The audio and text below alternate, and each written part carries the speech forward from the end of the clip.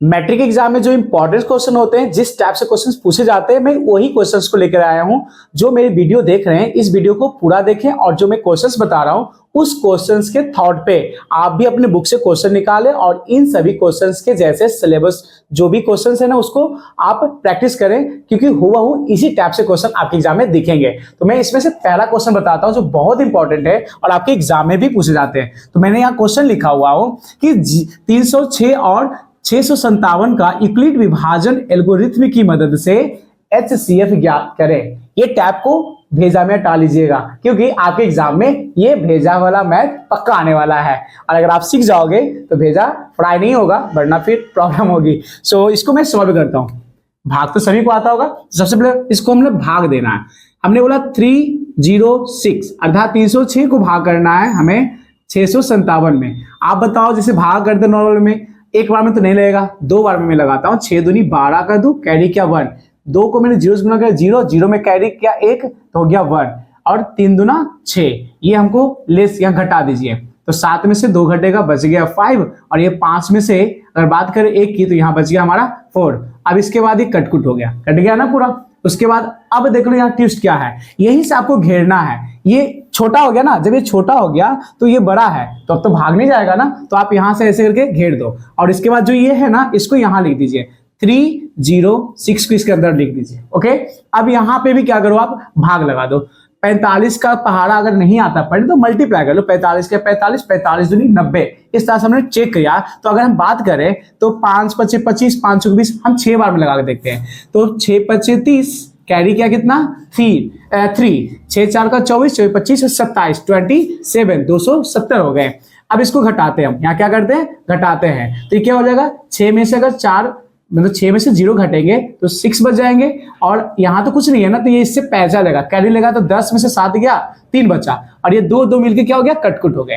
क्या आप चेक करिए, अभी भी हमारा शेषफल 0 नहीं आया। अभी हम लोग और आगे भाग करेंगे, अर्थात फिर हम यहाँ से इसको ऐसे घेरेंगे और ये जो है ना इसको यहाँ लिखना होगा। 45 को हमने यहाँ लिख दिया। अब बताओ कि एक बार में कटेगा कि नहीं कटेगा, तो 36, क्योंकि एक बार में लगाना ना ज्यादा ना बहुत कम, तो हमने एक बार में लगाया तो यहाँ घटाइए, तो ये कैरी किया इसको तो हो गया 15। अब 15 में से 6 घटेगा 9 बचेगा और ये 3 में से 3 गया कटकुट गया। ओके, क्योंकि हमने यहां भी घटा के लिखा। इसके बाद अगर बात करें अभी भी हमारा 0 शेषफल नहीं आया, तो फिर करेंगे, इसको घेरिए, 36 को यहां लिखिए और यहाँ पे आप खुद पढ़ सकते हैं 9 का टेबल में क्या 36 आते हैं, तो 9 का 9, 9 2 18, 9 3 17, 9 4 36, यस सर 4 टाइम्स में। तो हमने यहाँ क्या लिख दिया 36। अब यहाँ पे जब मैंने 36 लिख दिया तो यहाँ पे माइनस करेंगे ना हम, तो 6 में से 6 गया 0 और 3 में से 3 गया 0। अर्थात सिंपल सा लैंग्वेज यही है कि तब तक आप इसको भाग करते रहो यूक्लिड विभाजन निकालने के लिए, जब तक कि शेषफल क्या हो जाए 0 ना आ जाए। जैसे 0 आ गया आप छोड़ दीजिए, ये सिंपल सा प्रोसेस। लेकिन आपको यहाँ में नंबर नहीं देगा, अब नंबर देगा। अब आपको ये चीज पहले पता होना चाहिए कि हम किसको क्या कहते हैं। ये सिंबल है भागाकार। ओके, तो हमने बीच को कहा A, इसको कहा B, इसको कहा Q और जिन नीचे आप बच करके आते हैं उसको हम लोग R कह दिए। ठीक है, अर्थात R से डिनोट करते हैं। इसी का एक फॉर्मूला होता है और आपको ये भी फॉर्मूला लिखना होगा। ओके, अर्थात A बराबर B into Q plus R। आप इस फॉर्मूला पे इसको बैठा दीजिए, आपको यूक्लिड विभाजन बन गया और आपका आंसर आ गया।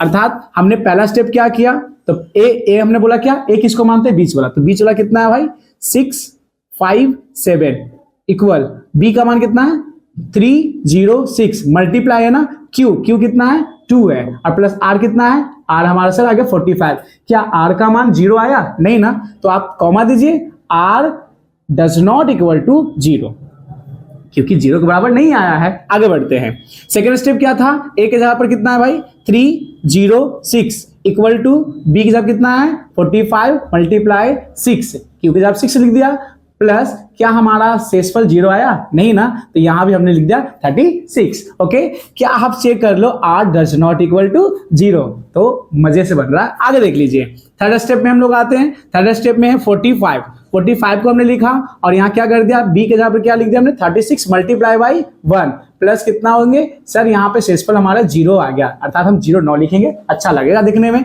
और R का मान यहाँ भी कुछ नहीं, मतलब कि 0 नहीं आया, तो हमने डज नॉट इक्वल टू 0 लिखना है। उसके बाद लास्ट स्टेप हमने देखा 36 है और इसको हमने डिवाइड कितना से किया 9 मल्टीप्लाई 4 इक्वल टू 0 एंड 0। शेषफल आ गया ना 0 0, ये देखिए तो हमने लिख दिया। और यहां लिखना r इक्वल्स टू 0, अर्थात r का मान कितना है, बराबर है 0 के। बस इतना ही है। और इसके बाद लास्ट में एक लाइन लिख दीजिएगा कि इसीलिए, ओके, हमने बता देना लास्ट में आपको एक लाइन लिखना है कि इसीलिए जो क्वेश्चंस है ना उस क्वेश्चंस को लिखिए।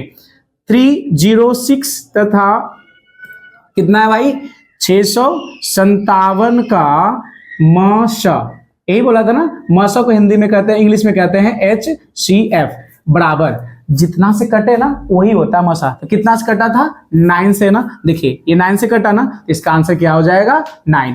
बस सिंपल यूक्लिड विभाजन निकालने का यही साधारण मेथड है। और आप लोग पूरे 2 नंबर लेना चाहते हैं एग्जाम में तो 2 नंबर मिलेंगे, बट आपको मेहनत करना पड़ेगा और इजी वे में 2 नंबर आपको एग्जामिनर दे देगा। ओके, इस टाइप से क्वेश्चंस को रिवीजन करें, कम से कम 5 से 10 क्वेश्चंस आपके एग्जाम में ऐसा पैटर्न पे कोई क्वेश्चंस जरूर आएंगे।